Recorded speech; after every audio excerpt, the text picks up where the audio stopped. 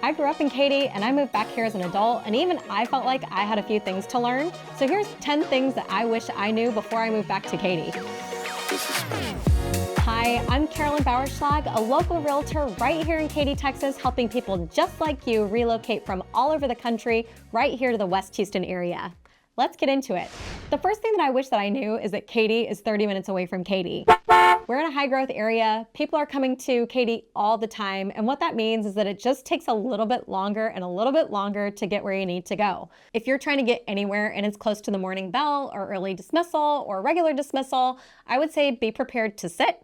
You might be at a single light cycle. Instead of one cycle, you might be there 3 or 4. It might take you legitimately 20 minutes just to get 3 or 4 miles. That can be super frustrating, but I want to encourage you to just be patient. When you're moving out here, you're going to be around a lot of people. Now, another thing to be mindful of is that we have a lot of student drivers. So in that traffic, you're going to have people that don't really know how to operate a vehicle. So be careful. Watch out for people that are literally learning to drive. And also be aware that the sheriffs are pretty sneaky out here. The Fort Bend County sheriffs are literally everywhere. I swear that there's a glitch in the matrix at one intersection at Spring Green and Falcon Ranch Boulevard. Literally every time I'm there, I see a sheriff. So be careful and be aware that if you are going even just a couple miles over the speed limit, they're going to pull you over. You are going to get a ticket. Be careful. The second thing that I wish that I knew when moving out to Katy is that 1463 is probably going to be under construction forever. Now, 1463 is a thoroughfare. It runs from I-10 all the way to 1463, but like in a zigzag. And when we moved out here in 2013, 1463 was kind of a mess. Here it is 2025, and 1463 is arguably a bigger mess. Now, when we were selling real estate out here even just 10 years ago, we told people, hey, try not to buy a house that backs to 1463, because even at that time, we knew that it was going to be expanded. We just didn't know when. Well, here we are, it's 2025, and the expansion started, I think, maybe even 2 years ago. And word on the street is that someone actually made a mistake. And when they were doing the bidding process, they did not properly account for a switch lane. So in the construction budget, there should have been like a passing lane for when they shut down other lanes to widen them. Apparently that didn't happen. So 1463 might literally be under construction for several years. So if you're considering moving out to the Fulshire area, which is on the west side of 1463, be aware that kind of just getting in and out of places that you're looking to go may take you a longer period of time. The third thing that I wish that I knew is that not all master plan communities that look like they're in Katy are zoned to Katy ISD schools. A lot of homeowners get trapped up in this, and I want you to be careful. So when you are shopping on the west side of Katy and you say, I think I want to live in Cross Creek Ranch or in Firethorn or in Tamaron or in Young Ranch, Willow Creek Farms, all of those neighborhoods border the boundary line for the Katy ISD district, which means that it's incumbent upon you and your agent to make sure that whatever home that you're buying in that neighborhood is actually zoned to a Katy ISD school. In my opinion, some of these neighborhoods are deceptive in the way that they advertise. Tamaron, they put huge billboards up at the front that said zone to A-rated Katy ISD schools. And in fact, Tamaron only was going to have about 50 homes total out of like thousands that were going to be zoned to Katy ISD. When you're working with me, I'm going to help you make sure that whatever home you're looking at is going to still be zoned to Katy ISD. I've had questions from homeowners in the past on, hey, if I buy this home and it's in Katy ISD today, do I run the risk of it being zoned to a different school district later? My understanding on that is no. I think there is an annexation process that would have to happen that would involve a lot of municipalities, a lot of legal. So the likelihood of your home being zoned to an entirely different district is almost zero. We're going to say almost zero. But it is imperative that you make sure that if you're looking in some of those westward boundary neighborhoods, that you are actually buying a home that's zoned to the district that you want to be in. The fourth thing that I wish that I knew when I moved to Katy is that homes appreciate according to the specific school zone feeder pattern that a certain home is zoned to. What I mean by that is that people are so fanatical about which school their children are going to attend that when I do a buyer consultation, people will often come to me and they say, hey, I really want my child to go to Pattison, McMeans, and Taylor. They know the elementary, the junior high, and the high school. They might say that they want their child to go to Fielder Becancinco, or they say, I don't want Fielder Becancinco, I want Williams Becancinco. They are that specific. And this is tricky, right? Because these feeder patterns, A, change, and B, aren't perfectly obvious. You can have one neighborhood, like Nottingham Country, have two entirely different zoning patterns. So you may think, oh, I'm buying a home in Nottingham Country. Obviously, my child will go to Nottingham Country Elementary School, and in fact, they're going across the street to Pattison. Well, not only are they going to a different school, the homes appreciate differently according to consumer sentiment and preferences on what feeder pattern it is. If you're not paying attention, you could decide that you want to live in a certain home and run comparable sales, let's say, for that same neighborhood, and be drawing from different feeder patterns and not know it. And so you might accidentally underpay or overpay for a home whenever you're working through the offer process, being unaware of the fact that people buy homes in Katy according to the exact schools that home is zoned to. The fifth thing that I wish that I knew goes hand in hand with what we just talked about. These feeder patterns can change. So when you are buying your home, be very aware of the fact that in more mature and stable areas that are, neighborhoods that have been built out for 30, 25, 35, 45 years, they're considered low growth areas, like there's not a lot of new construction, but the populations can kind of ebb and flow. And the district every single year is going to make sure that one school or another is not overloaded or understaffed, underpopulated, right? So we see more stability in these mature neighborhoods, but where we see high levels of rezoning is going to be on the west side or on the north side of Katy ISD. There's a lot of high growth out here. And so if you're super committed to, let's say, your child going to Jordan High School sits in Cross Creek Ranch, but it also picks up from areas that are in Cinco. Well, the bigger or more populous that Cross Creek Ranch gets, maybe they drop certain sections of Cinco. So if you're particularly committed to your child going to a specific zoning pattern, it's really imperative that you do as much research as you can with available information to see where that child's going to go for the next couple of years. Now, the sixth thing that I wish that I knew when I was moving to the area is that Katy ISD taxes are not that bad. For some reason, Katy ISD has gotten a rap or a reputation of some kind that Katy ISD taxes are exorbitantly high. So when you look at your blended property tax rate, you're going to see a tax from the county. You're going to see it from the district. You're going to see it from emergency services. You're going to see it from flood control. And you're also going to see it from your municipal utility district. Your municipal utility district is probably your most influential in what your total tax rate is. But Katy ISD is a significant portion of it, right? So if you're dealing in a 2.8% tax rate, Katy ISD is going to account for $1.12 or 1.12% of that overall blended tax rate. Now, 1.12% is certainly not nothing, but it's actually lower than what you would find in the neighboring school district, Lamar Consolidated, which is sitting at $1.14 right now. And it's right kind of in line with what Cy-Fair ISD is doing, which is $1.09, right? So a couple years ago, Katy did have a 1.3% tax rate, but that has come down over time. Katy ISD's financials are managed extremely well. They do a great job of using the consumer tax base to pay off the bonds or the debt that they raised in order to build these schools in these high growth areas. So they're able to manage that tax rate down for consumers, which really is a good thing. So if you hear people talk about how the tax rates are high in Katy ISD, I would challenge that and say, make sure that you Google the most recent information or ask your friendly neighborhood realtor, and I can point you in the right direction to see that it really is about 1.12%. And speaking of tax rates, the number 7 thing that I wish that I knew when I moved out to Katy is that MUD tax rates take about 8 to 10 years before they finally drop. We've chatted about this in depth in some other videos, but briefly, MUD taxes are the debt that was raised in order to turn a blank field into a habitable living space. And the more people that move into an area use their property taxes to pay off that debt, right? So when you move into a new area and nothing else is around it, your property tax rate might be 3.6 or 3.75, which is really high. And when you're sitting with a sales counselor in a new construction home area, they'll say, well, don't worry, these property taxes are going to come down.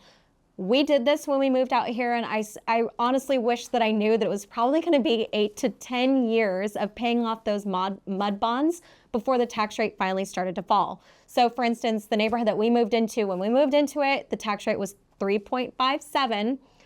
it took another 8 years before we finally cracked into like 2.76, right? So that's a meaningful drop, but that tax bill relief that I was looking for didn't seem to come as quickly as I thought it might.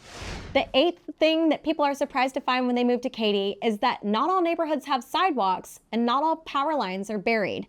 We get a lot of people that move here from out of state and they expect that a neighborhood is going to have a sidewalk. And I would kind of expect that too, right? And it wasn't honestly until someone pointed it out to me a few years ago. We were walking around and we were driving and she looked at me and she said, Carolyn, where's my child going to ride their bike? I was like, what are you talking about? They're going to ride on the sidewalk. And I looked over and sure enough, there were no sidewalks, right? So some of these neighborhoods that were built back in the 80s or maybe even the late 70s didn't have the full conceptualized master plan community feel or ideas that we've become accustomed to in the last 20 to 25 years. So be mindful whenever you're looking that you may be in an area that you love the home, you love everything, but you may not have something like a sidewalk. Now, in conjunction with that, we have neighborhoods where power lines are buried, but we also have neighborhoods where power lines are above ground. And a lot of our out-of-towners are very surprised to find that power lines do exist in Houston above ground. Now, this is a point of contention amongst residents across the greater Houston area. And everyone can look at CenterPoint and say, you are responsible. You are the bad guy here. CenterPoint was privatized a few years ago, and they have basically chosen to bypass paying for infrastructure developments, repairs, maintenance, and functionally kind of maybe lined their own pockets. In my opinion, the financially responsible thing to do in Houston, Texas, where we are subject to hurricanes, is to bury your power lines.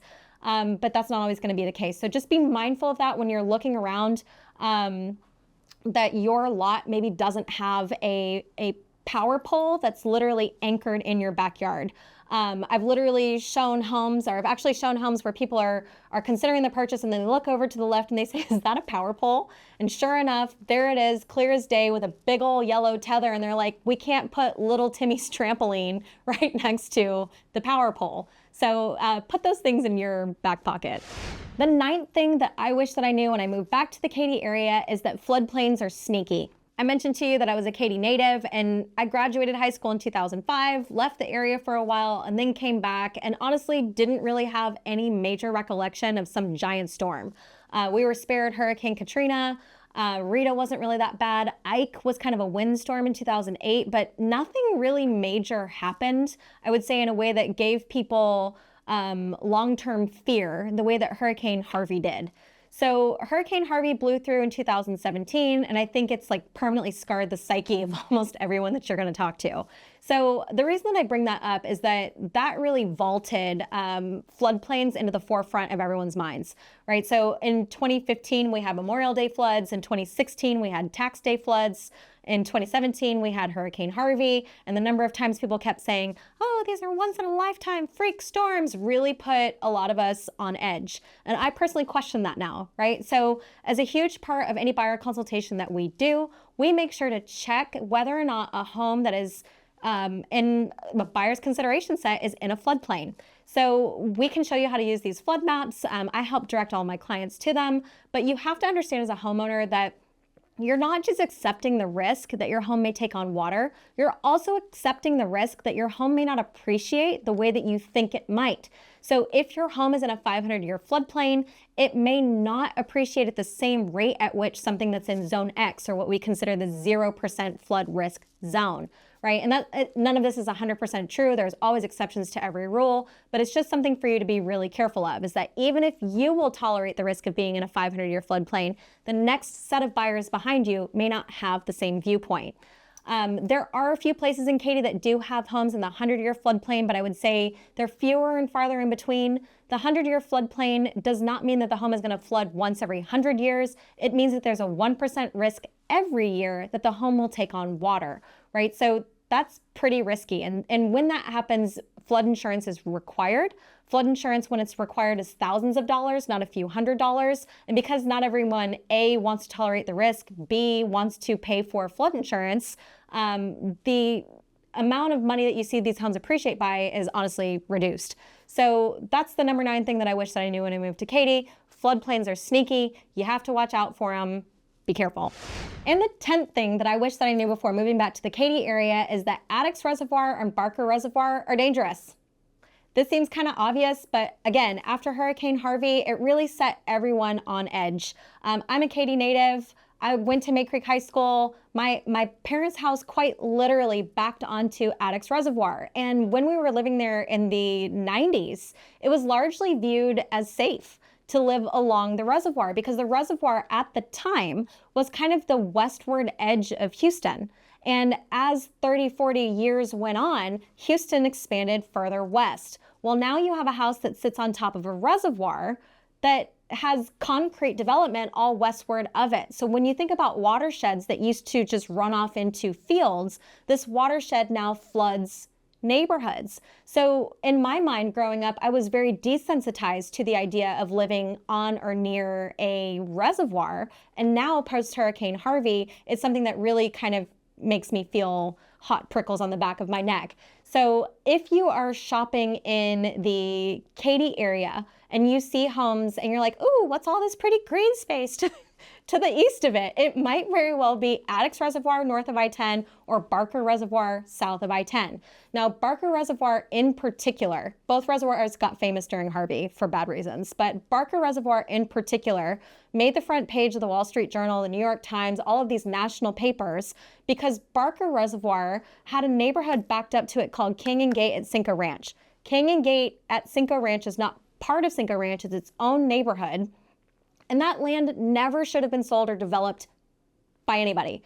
Canyon Gate Cinco Ranch was built in what we call the 500-year floodplain, but it's actually what they called an inundation zone. And nobody really knew that, and it wasn't really disclosed to homeowners whenever they were buying the house. It was disclosed to them that they were buying in a 500-year floodplain, but not that they were sitting in a literal bowl on the backside of Barker Reservoir, right? So when you are shopping for a home and you see big, beautiful green spaces and you say, oh, this is so nice. This part of the city backs to this beautiful green belt. That green belt might very well be a floody reservoir place, and you might consider choosing differently. This was kind of unfortunate because it really did hit a lot of some of the most beautiful and most expensive real estate that we have in Katy. Windsor Park Lakes, some areas took on water there, parts of Green Trails, very few parts of Green Trails did.